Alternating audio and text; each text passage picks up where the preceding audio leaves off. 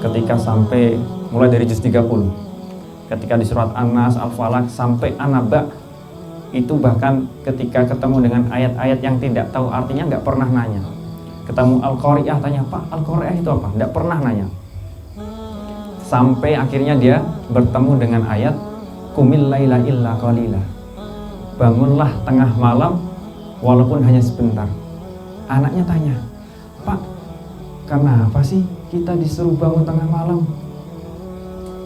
Maka bapaknya menjawab, kita diperintahkan bangun tengah malam untuk melaksanakan sholat qiyamul lail. Anaknya ketika itu celotok, kok bapak tidak pernah? Dan ketika itu sebenarnya bapaknya bisa ngeles, kan kamu tidur wahai anakku, kamu nggak lihat. Tapi bapaknya nggak ngeles gitu, Ustaz. Bapaknya, nah, mulai nanti malam kita sholat malam bareng. Dan saat itu mereka berdua tidak pernah meninggalkan sholat malam dari semenjak saat itu. Itu bentuk keteladanan seorang bapak. Ketika bapak itu melakukan kesalahan, dia mengakui dan dia mengajak anaknya untuk berbuat baik, untuk beramal soleh. Dan kalau kita lihat ayat tadi, wa ambataha nabatan hasanah, itu juga sama persis. Bahkan yang lalai, bukan salah ya, yang lalai itu adalah seorang nabi.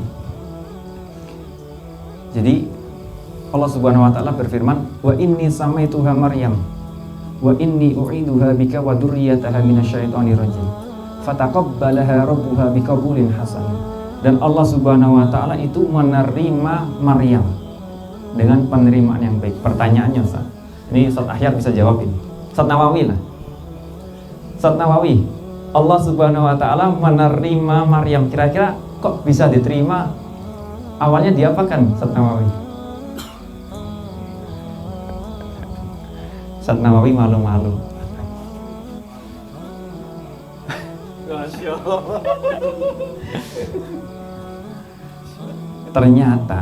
Ternyata sebelumnya itu ibundanya mengatakan, wa inni samaituha Maryam wa inni u'iduha bika wa dzurriyyataha minasyaitonir rajim. Aku titipkan anakku ini, aku titipkan keturunanku ini, anakku dan keturunannya aku titipkan kepada Allah, agar supaya Allah Subhanahu wa ta'ala tidak menyerahkannya kepada setan. Sementara kita itu kebanyakan menitipkan anak-anak kita, memasrahkan anak-anak kita kepada siapa? Kepada ustadz di Kutab. Salah satu kesalahan terbesar. Seharusnya anak itu dititipkan kepada Allah Subhanahu wa ta'ala. Tapi perlu digarisbawahi, di dalam hadis arba'in yang dihafalkan oleh Ananda, di hadis arba'in yang ke-10 itu Rasulullah sallallahu alaihi wasallam bersabda, innallaha thayyibun la yaqbalu illa thayyiban. Allah Subhanahu wa ta'ala itu baik, dan Allah Subhanahu wa ta'ala tidak menerima sesuatu kecuali sesuatu itu baik. Kalau kita titipkan anak kita kepada Allah, anak itu baik, tapi yang menitipkan belum baik. Nalarnya gini, Sah. Ada seorang yang sudah terkenal mencuri. Kira-kira Ustaz Fahmi, saya titip motor, boleh enggak? Nanti hukumannya yang lebih berat saya, dikira saya pernah ada, Sah. Nah kayak gitu, Sah. Itu juga ketika kita titipkan kepada Allah sementara kita itu tidak baik, maka Allah tidak akan menerima barang titipan itu. Maka ketika kita hendak menitipkan anak kita kepada Allah, maka kita harus menjadi baik terlebih dahulu. Nah kita lanjut ke ayatnya, Ustaz. Wa ambataha nabatan hasanatan.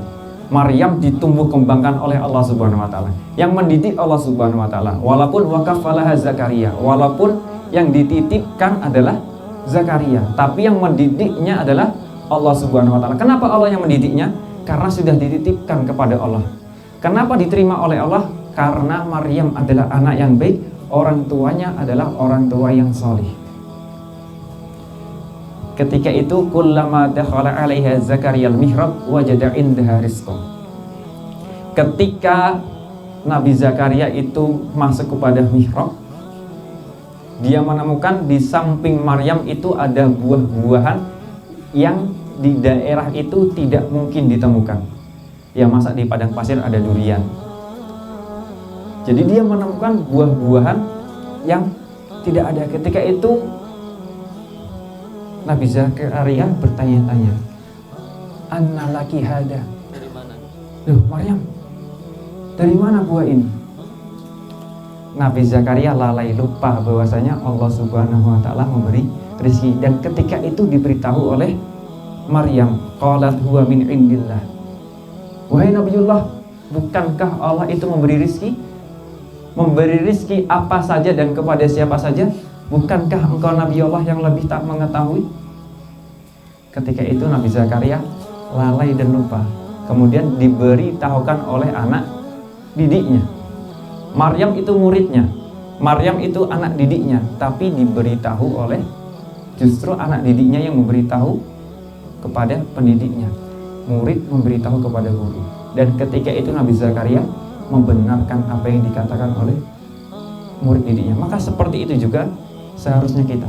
Ketika kita ditegur oleh anak kita, maka bukan ngeles, justru kita perlu maafkan bapak, nak,